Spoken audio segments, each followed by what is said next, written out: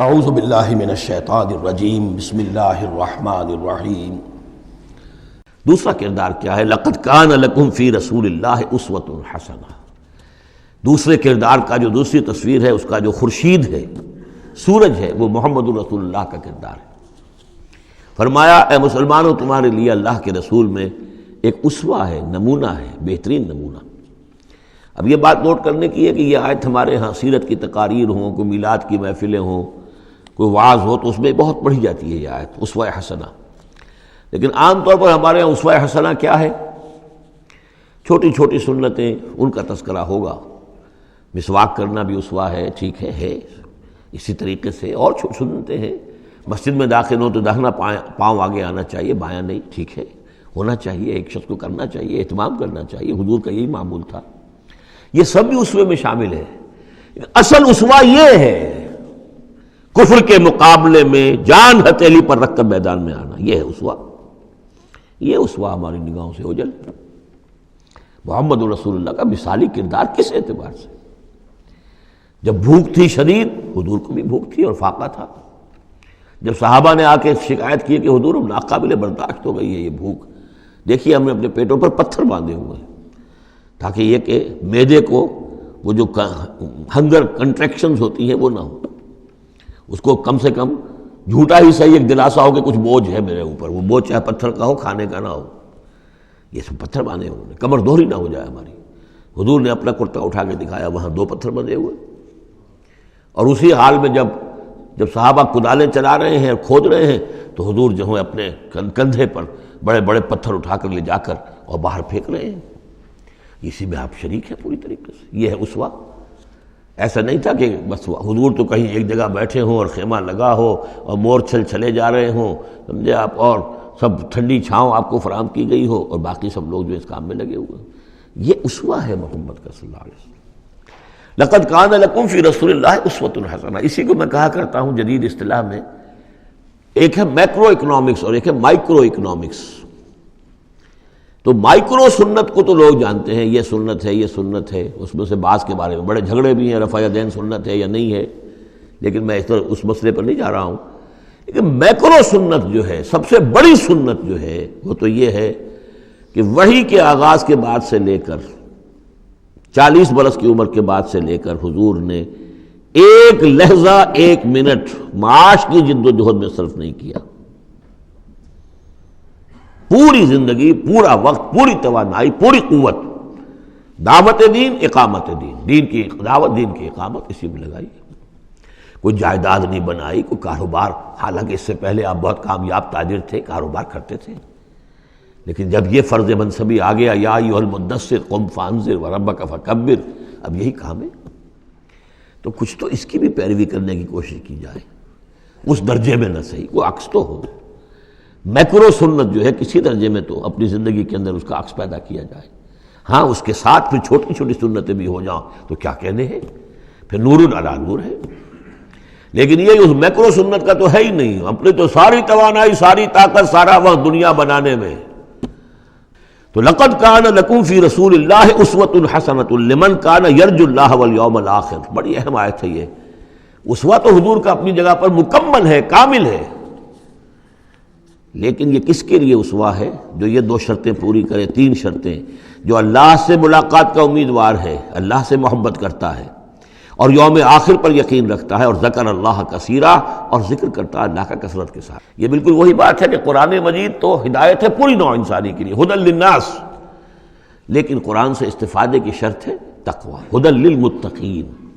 تو جو ربط و تعلق ہے ان 2 آیتوں میں، وہی سمجھیے کہ اپنی جگہ پر حضور کی زندگی ایک اسوہ کاملہ ہے، مکمل، لیکن اس سے استفادے کی شرائط ہے، لمن کان یرجو اللہ والیوم الآخر وذکر اللہ کثیرا۔ اب یہ اہل ایمان، حضور کے بعد اہل ایمان کا تذکرہ ہو رہا ہے، محمد الرسول اللہ والذین معہ۔ اب معہ جو تھے اہل ایمان، ولما رأى المؤمنون الاحزاب، اور جب اہل ایمان نے دیکھا ان لشکروں کو، قالوا ھذا ما وعدنا اللہ ورسولہ وصدق اللہ ورسولہ، انہوں نے کہا یہی تو ہے جس کا اللہ نے وعدہ کیا تھا ہم سے اور اس کے رسول نے وعدہ کیا تھا۔ اب دیکھیے ایک ہی سچویشن ہے، اس کا ریئیکشن کس قدر ایک دوسرے سے مختلف ہے۔ معلوم ہے یہ مسئلہ ہے انسان کا اندرونی۔ یضل بہ کثیرا ویہدی بہ کثیرا، تو جیسے قرآن کے بارے میں آیا اسی طریقے سے اس سچویشن سے بھی انہوں نے کیا کہا؟ ہم نے تو سنا ہوا ہے، پہلے ہی اللہ نے کہہ دیا تھا وَلَنَبْلُوَنَّكُمْ بِشَيْءٍ مِّنَ الْخَوْفِ وَالْجُوعِ وَنَقْصٍ مِّنَ الْأَمْوَالِ وَالْأَنفُسِ وَالثَّمَرَاتِ، یہ قرآن مجید میں سورہ بقرہ میں آیت نہیں آ چکی تھی؟ لَتُبْلَوُنَّ فِي أَمْوَالِكُمْ فِي أَنفُسِكُمْ وَأَمْوَالِكُمْ، یہ کیا سورہ آل عمران میں آیت نہیں آ چکی تھی؟ یہ تو چیزیں وہی تو ہیں جس کا کہ ہم سے وعدہ کیا تھا۔ وَلَمَّا رَأَى الْمُؤْمِنُونَ الْأَحْزَابَ، جب دیکھا اہل ایمان نے ان احزاب کو، قالوا هذا ما وعدنا اللہ ورسولہ وصدق اللہ ورسولہ، اور بالکل صحیح کہا تھا اللہ نے بھی اور بالکل صحیح فرمایا تھا اس کے رسول نے بھی، وما زادہم الا ایمانا وتسلیما، اور نہیں ہوا ان میں کسی شے کا اضافہ مگر ایمان اور تسلیم، ایمان کے ساتھ تسلیم، سر تسلیم خم، سر تسلیم خم ہے جو مزاج یار میں آئے، جو اللہ کی طرف سے فیصلہ ہے، جیسا کہ ہم پڑھ چکے ہیں سورہ توبہ میں، اگرچہ سورہ توبہ تو بہت بعد میں نازل ہوگی، ابھی 4 سال بعد میں اس سورہ مبارکہ کے وہ زمانہ نزول کے اعتبار سے، لیکن ہم تو پڑھ چکے ہیں ہل تربصون بنا الا احدی الحسنیین، ہمارے لیے تم کیا اندازہ کس چیز کا انتظار کر سکتے ہو سوائے 2 نہایت اعلیٰ ترین صورتوں کے، ہم سب کے سب شہید ہو جائیں تب بھی ہماری کامیابی ہے، اور ہم کامیاب ہو کر آ جائیں تو تب تو تم بھی مانو گے کامیابی ہے، اس لیے ہمیں تو کوئی اندیشہ ہی نہیں۔ تو اس میں تسلیم ان کے اندر، اور ہم بھی تسلیم کی خو ڈالیں گے، بے نیازی تیری عادت ہی صحیح۔ من المؤمنین رجال صدقوا ما عاہدوا اللہ علیہ، اہل ایمان میں وہ جمع مرد لوگ ہیں رضی اللہ تعالی عنہم وارضاہم اجمعین، صدقوا ما عاہدوا اللہ علیہ، جنہوں نے سچا کر دکھایا وہ عہد جو انہوں نے اللہ سے کیا تھا۔ انہوں نے کہا تھا وہ اپنی جان اور مال حاضر ہے، ہم جنت کے عوض یہ سب کچھ دینے کو تیار ہیں، انہوں نے وہ عہد پورا کر دیا۔ فَمِنْهُمْ مَنْ قَضَى نَحْبَهُ، ان میں سے وہ بھی ہیں جو اپنی نظر گزار چکے، نظر پیش کر چکے۔ کتنے ہی صحابہ تھے جو اس وقت تک جام شہادت نوش کر چکے تھے، سن 5 ہے یہ تو، سن 3 میں 70 صحابہ تو غزوہ احد کے اندر ہی شہید ہوئے۔ فَمِنْهُمْ مَنْ قَضَى نَحْبَهُ، ان میں وہ بھی ہیں کہ جو اپنی نظر پیش کر چکے۔ وَمِنْهُمْ مَنْ يَنْتَظِرُ، اور باقی جو ہے وہ منتظر ہے کہ کب وقت آئے۔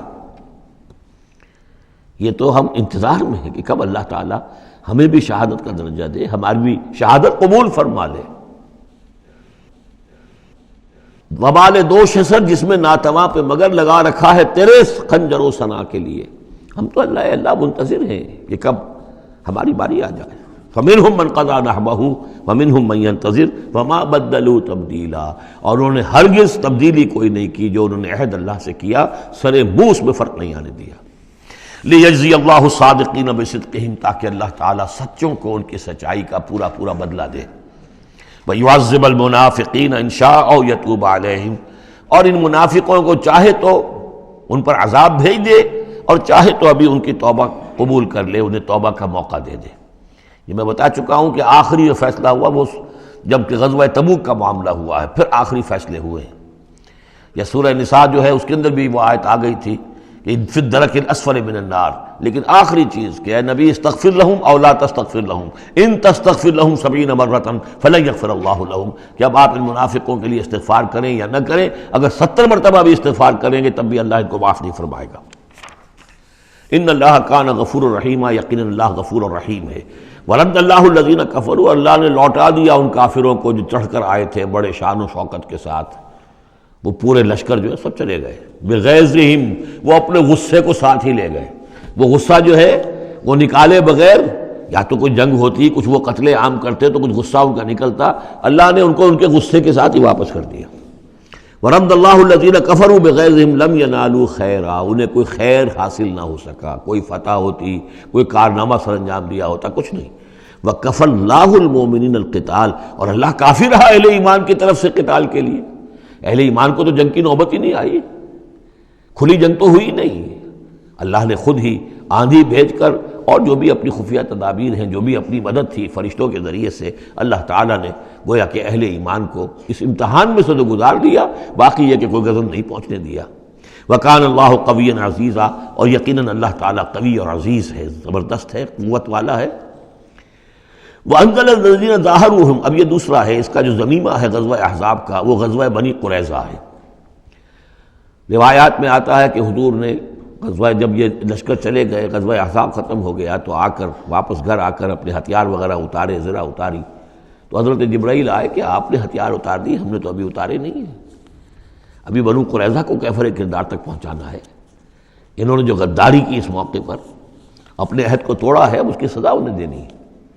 چنانچہ حضور نے حکم دیا کہ اب کوئی مسلمان جو ہے عصر کی نماز نہ پڑھے یا کوئی مغرب کی نماز نہ پڑھے، جو بھی کوئی وقت معین کیا، جب تک کہ وہ بنی قریظہ کے علاقے میں پہنچ نہ جائے۔ وہاں جا کر اب وہاں جا کے پھر ان کا گھیراؤ کیا گیا، محاصرہ ہوا۔ وہ محاصرہ بھی خاصا طویل ہوا، ان کا قلعہ بڑا مضبوط تھا، لیکن تنگ آ کر بالآخر انہوں نے ہتھیار ڈال دیے، اور یہ کہا کہ سعد بن معاذ جو رئیس اوس تھے اور ان کے حلیف تھے، اوس کے قبیلے کے ساتھ ان کی پرانی جو ہے وہ حلیفی تعلقات تھے، حلیفانہ تعلقات، کل جو وہ فیصلہ کر دیں گے ہمیں منظور ہوگا۔ تو حضرت سعد بن معاذ رضی اللہ تعالی عنہ، جو تورات میں فیصلہ لکھا ہوا ہے بد عہدی کا، کہ قوم اگر تمہارے ساتھ بد عہدی کرے اور اس کے بعد اللہ تمہیں ان پر فتح دے دے تو کیا کرو، اس کے مطابق فیصلہ سنایا کہ ان کے جتنے جوان ہیں اس قبیلے کے، جو جنگ کرنے کے قابل ہیں، ان کو قتل کر دیا جائے، اور باقی جو ان کے بوڑھے ہوں یا اور ہوں، مرد ہوں، بچے ہوں، عورتیں ہوں، ان کو جو ہے غلام بنا لیا جائے، ان کا سارا مال ضبط ہو جائے گا۔ تو بدترین سزا جو ہے ان تین قبیلوں میں سے، جن میں سے ایک قبیلہ تھا بنی قینقاع کا، ایک تھا بنو نذیر، یہ دونوں تو صرف جلا وطن ہوئے ہیں، لیکن بدترین سزا پھر ان کو دی گئی ہے۔ وَأَنزَلَ الَّذِينَ ظَاهَرُوهُم مِّنْ أَهْلِ الْكِتَابِ، اور اللہ نے اتار لیا ان کو کہ جنہوں نے گٹھ جوڑ کیا تھا ان کے ساتھ، کافروں کے ساتھ، مشرکین کے ساتھ، اہل کتاب میں سے، من سیاسیہم، ان کے قلعوں سے، قلعوں میں تو تھے، گڑھیاں تھیں ان کی، لیکن اس سے پھر اتر آئے، ہتھیار ڈال دیے۔ وَقَذَفَ فِي قُلُوبِهِمُ الرُّعْبَ، اور اللہ نے ان کے دلوں میں رعب ڈال دیا۔ فَرِيقًا تَقْتُلُونَ، تو اب تم ایک ان میں سے کچھ کو تم قتل کر رہے ہو، وَتَأْسِرُونَ فَرِيقًا، اور کچھ کو تم نے اسیر بنا لیا ہے اور قیدی بنا لیا ہے، حضرت سعد بن معاذ کے فیصلے کے مطابق۔ وَأَوْرَثَكُمْ أَرْضَهُمْ وَدِيَارَهُمْ، اللہ نے تمہیں وارث بنا دیا ان کی زمینوں کا بھی اور ان کے مکانوں کا، گھروں کا، ان کے قلعوں کا، وَأَمْوَالَهُمْ، اور ان کے اموال کا، وَأَرْضًا لَّن تَطَئُوهَا، اور ابھی بہت سی زمینیں ہیں جن پہ ابھی تمہارے قدم نہیں گئے، اللہ تعالیٰ تمہیں وہ دے گا۔ چنانچہ اس کے بعد اللہ نے فتح دینی جو شروع کی ہے۔ غزوہ احزاب جو ہے در حقیقت یہ ایک ٹرننگ پوائنٹ تھا حضور کی سیرت کے اندر، اس لیے کہ اس کے بعد حضور نے کہہ بھی دیا تھا، غزوہ احزاب کے بعد صحابہ کو خوشخبری دے دی تھی، لن تغزوکم قریش بعد عامکم ھذا، مسلمانوں اس سال کے بعد اب قریش تم پر دوبارہ حملہ آور نہیں ہوں گے۔ ان کی آخری یہ اٹیمپٹ تھی جو انہوں نے کر لی ہے، اب ان میں ہمت نہیں ہوگی کہ وہ دوبارہ چڑھائی کر کے آئیں، وَلَٰكِنَّكُمْ تَغْزُونَهُمْ، بلکہ اب تم چڑھائی کرو گے۔ وہ چڑھائی اگلے ہی سال سن 6 میں حضور نے کی، لیکن حضور نے کس طرح کی چڑھائی کی کہ عمرے کے لیے جا رہے ہیں ہم، تو ہتھیار نہیں ہے، ہتھیار بند ہے، احرام باندھا ہوا ہے۔ اب ایک ایسی سچویشن پیدا ہوئی مکے والوں کے لیے، نہ وہ نگلا جائے نہ اگلا جائے، کہ ان کی پرانی روایات ہیں یہ کہ کسی کو بھی عمرے کے لیے، حج کے لیے کوئی آئے اسے نہیں روک سکتے، لیکن مسلمانوں کو کیسے آنے دیں، اور روکے تو کیسے روکیں؟ بالآخر انہوں نے فیصلہ کیا ہم کسی ضرورت نہیں آنے دیں گے۔